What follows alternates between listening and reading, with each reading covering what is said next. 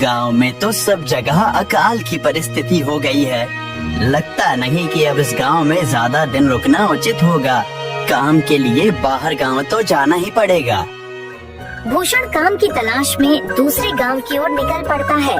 चलते चलते वह विजयपुर गांव में आ जाता है।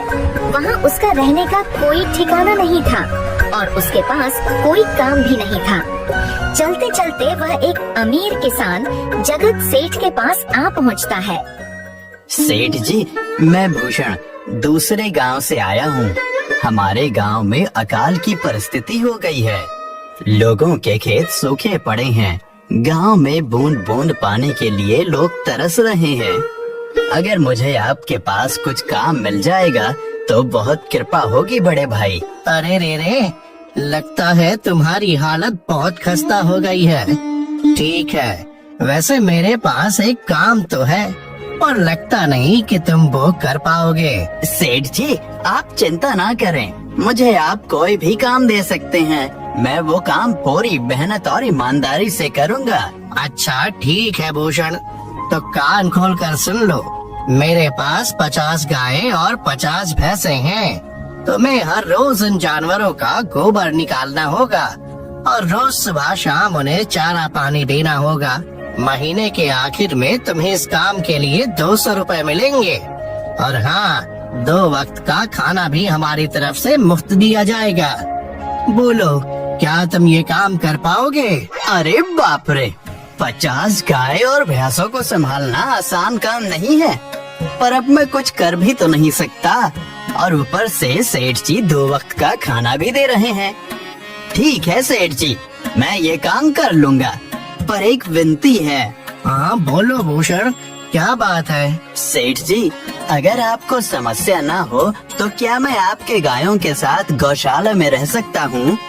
सेठ जी, मैं इस गांव में नया हूँ, मेरा रहने का कोई ठिकाना नहीं है। जग्गा सेठ थोड़ी देर तक सोचता है और भूषण को ऊपर से नीचे तक देखने के बाद उससे कहता है, ठीक है भूषण, तुम गौशाला में रह सकते हो। जी धन्यवाद सेठ जी। तब से भूषण गौशाला में रहकर अपना काम करने लगता है।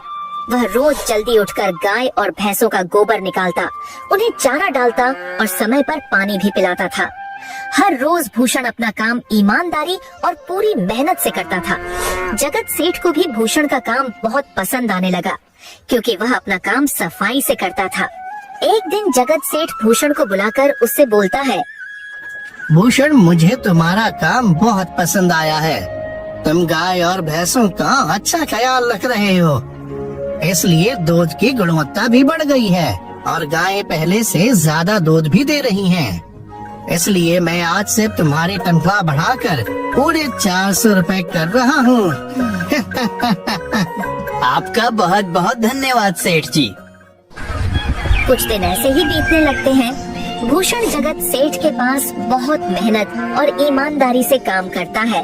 धीरे धीरे भूषण के पास अच्छा खासा रुपया जमा हो जाता है, जिससे वह अपने लिए छोटा सा रहने लायक एक कुटिया बनवा लेता है। उस गौशाला में सोकर तो नाक से गोबर की गंध अभी भी नहीं जा रही। अब आखिरकार मुझे अपने घर में चैन से सोने को तो मिलेगा। तब से भूषण जगत सेठ के पास गौशाला में काम करने आता और 2 वक्त का खाना खाकर अपने घर सोने के लिए चला जाता था। कई साल ऐसे ही बीत जाते हैं। भूषण की मेहनत के कारण उसके पास अच्छा खासा रुपया जमा हो जाता है। एक दिन भूषण जगत सेठ से बोलता है, सेठ जी, आजकल गांव में चोरी की समस्या बहुत बढ़ गई है और मेरे पास कुछ रुपए भी जमा हैं जो मैंने अपने घर में रखे हुए हैं, पर मुझे उन पैसों की चोरी की चिंता हो रही है। आपको तो पता है कि मैं दिन भर आपके पास ही काम करता हूँ और सिर्फ रात में ही घर सोने जाता हूँ, इसलिए मुझे रोज उन पैसों की चोरी की चिंता सताती है। हाँ भूषण, तुम बात तो बिल्कुल सही कह रहे हो। आए दिन गांव में नए नए चोरी के किस्से सामने आ रहे हैं और दिन भर तो तुम्हारा घर खाली ही रहता है, तो चोरी होने की संभावना तो जरूर है। जगत सेठ थोड़ी देर सोचता है और फिर भूषण से कहता है, देखो भूषण, ऐसे समय में तो गांव में एक ही जगह है जहां पर तुम्हारा धन सुरक्षित रह सकता है, और वो है जमींदार का घर। क्या जमींदार का घर? हाँ भूषण, इस गांव के जमींदार बहुत ईमानदार और दयालु हैं। ऐसा मैंने कुछ लोगों से सुना है, और उनके घर पर बहुत सारे पहरेदार भी हैं, तो चोरी होने की संभावना बहुत कम है। तुम अपने पैसे उनके पास रख सकते हो। अच्छा, ऐसा है क्या सेठ जी? ठीक है, फिर आज ही मैं जमींदार जी से मिलकर बात करता हूँ और उन्हें अपनी समस्या बताता हूँ। उस दिन भूषण जमींदार जी के घर उनसे बात करने जाता है। ए टूडको, कहाँ अंदर आए जा रहे हो? वहीं रुक जाओ। जी, मुझे जमींदार जी से मिलना है। मुझे उनसे कुछ काम है। क्या काम है तुमको उनसे? मुझे जरा बताओ। जी, मुझे कुछ पैसे रखवाने थे उनके पास, यही काम के लिए आया था मैं। अच्छा ठीक है, तुम अंदर जा सकते हो। नमस्ते जमींदार जी, मैं भूषण जगत सेठ के यहाँ काम करता हूँ। कुछ साल पहले ही मैं दूसरे गांव से यहाँ आया हूँ। अच्छा भूषण, बोलो तुम्हारा क्या काम है मेरे पास? जमींदार जी, मैं सालों से जगत सेठ के पास काम कर रहा हूँ और मैंने कुछ रुपए भी जमा कर लिए हैं, पर बात यह है कि गांव में चोरी की समस्या बहुत बढ़ गई है, तो मुझे अपने रुपए घर में रखने से डर लग रहा है। अच्छा, कितने रुपए जमा किए हैं तुमने? जमींदार जी, यही कोई 5 से 6 हजार रुपए होंगे मेरे पास। वाह, ये तो बड़ी रकम है। मैंने आपकी ईमानदारी के बारे में लोगों से बहुत सुना है, इसलिए मैं अपनी रकम आपके पास कुछ वक्त के लिए रखने आया हूँ। हाँ भूषण, तुमने बिल्कुल सही सुना है। तुम्हारी रकम मेरे पास पूरी तरह से सुरक्षित रहेगी। तुम अब चिंता ही छोड़ दो, मैं सब देख लूँगा। भूषण अपने पैसों की थैली जमींदार को दे देता है। ये पूरे 5,800 रुपए हैं, आप गिनकर देख लीजिए। गिनने की क्या जरूरत है? तुम तो जगत सेठ के आदमी हो, मुझे तुम पर पूरा विश्वास है। जमींदार जी, आपका बहुत बहुत धन्यवाद। अब मुझे चोरों का कोई डर नहीं है, क्योंकि मेरे पैसे सुरक्षित हाथों में हैं। अरे भूषण, कोई बात नहीं, धन्यवाद तो मुझे बोलना चाहिए, जो तुम मेरे पास आए अपने रुपए रखने के लिए। भूषण अपने पैसे जमींदार को देकर अपने घर चला जाता है। हाँ भूषण, तुम्हारे पैसे मेरे हाथों में ही अच्छे लगते हैं। ऐसे ही भूषण ईमानदारी और मेहनत से जगत सेठ के यहाँ काम कर रहा था। देखते ही देखते 2 साल ऐसे ही बीत जाते हैं। एक दिन भूषण सोचता है, अब बहुत साल हो गए जगत सेठ के यहाँ काम करते हुए। वैसे सेठ जी तो बहुत अच्छे इंसान हैं, पर सोच रहा हूँ कि खुद की जमीन लेकर उस पर मेहनत करूँ, तभी मैं बड़ा आदमी बन सकता हूँ। अब जो मेरे पास थोड़े कुछ पैसे हैं और जो जमींदार के पास कुछ पैसे संभालने के लिए दिए हैं, वो जमा करके थोड़ी जमीन खरीद लूँगा। आज ही जमींदार से मिलने जाता हूँ और अपने रुपए मांगता हूँ। ये सोचकर भूषण जमींदार जी के घर चला जाता है।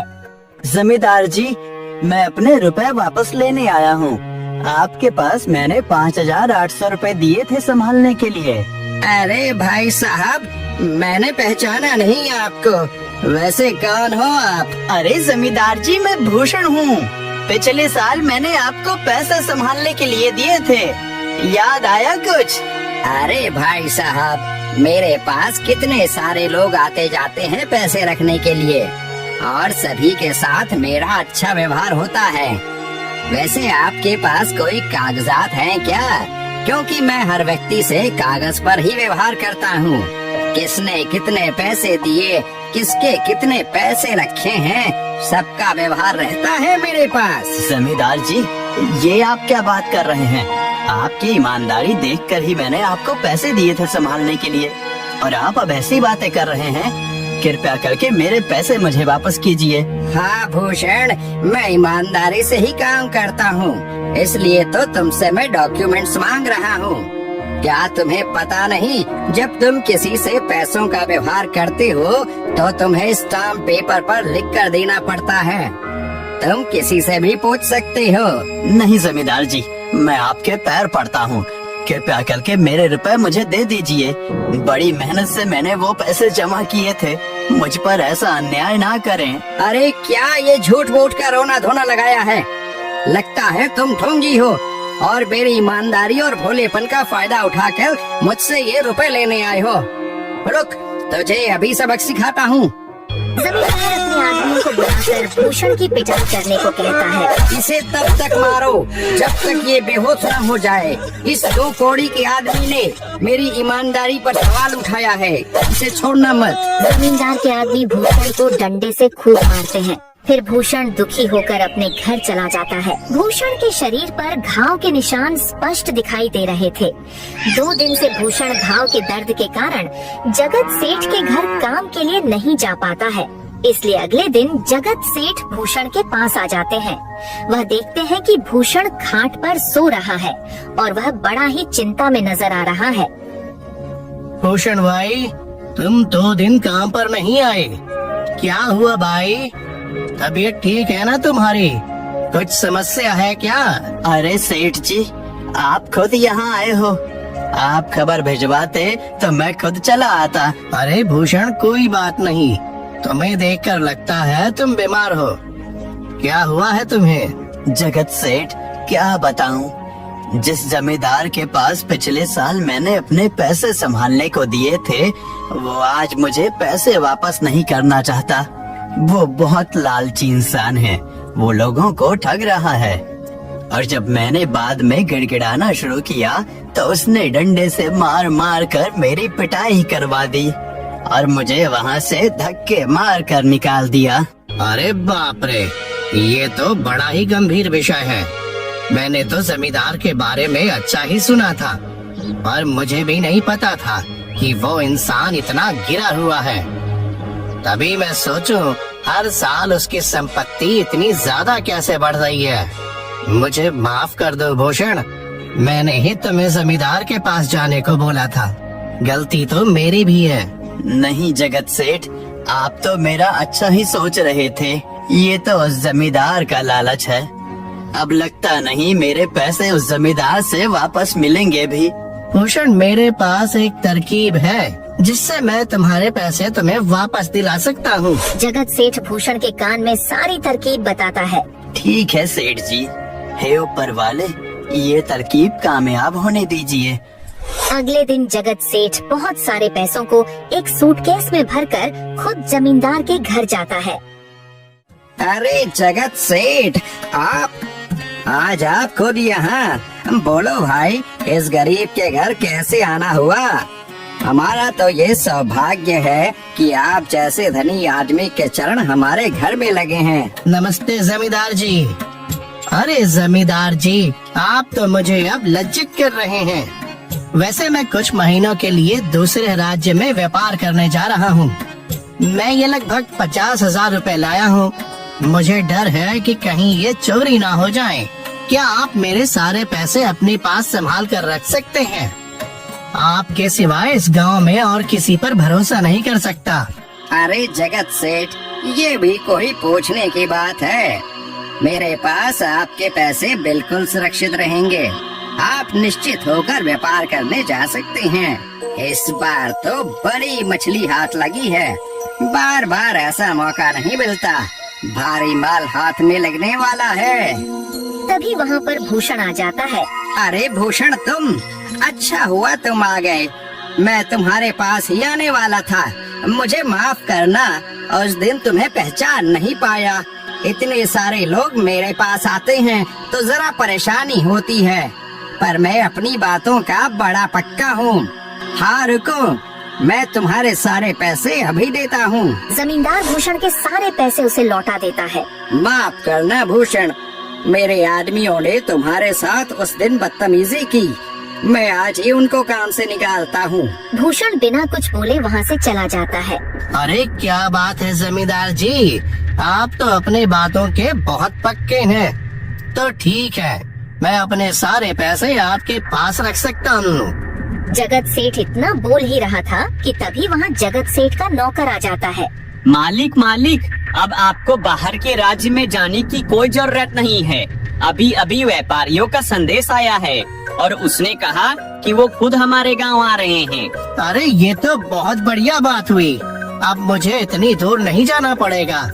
सुन रहे हो जमींदार जी, व्यापारी यहाँ आ रहे हैं। अब मुझे नहीं लगता कि ये पैसे आपके पास रखने का कोई मतलब होगा। चलो, आपका बहुत बहुत धन्यवाद। आपने इतनी ईमानदारी दिखाई मुझे। हाँ, पर अगली बार जरूर आपके पास ही आऊंगा। ऐसा बोलकर जगत सेठ और उसका नौकर वहाँ से अपने पैसे लेकर चले जाते हैं।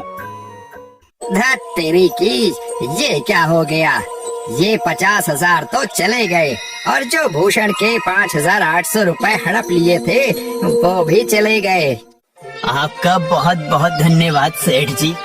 अगर आज आप ना होते तो मेरी सारी जमा पूंजी वो जमींदार हड़प लेता। भूषण, कोई बात नहीं।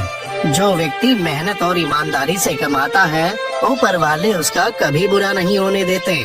और जो हराम की कमाई का खाता है, उसका कभी अच्छा नहीं होने देते।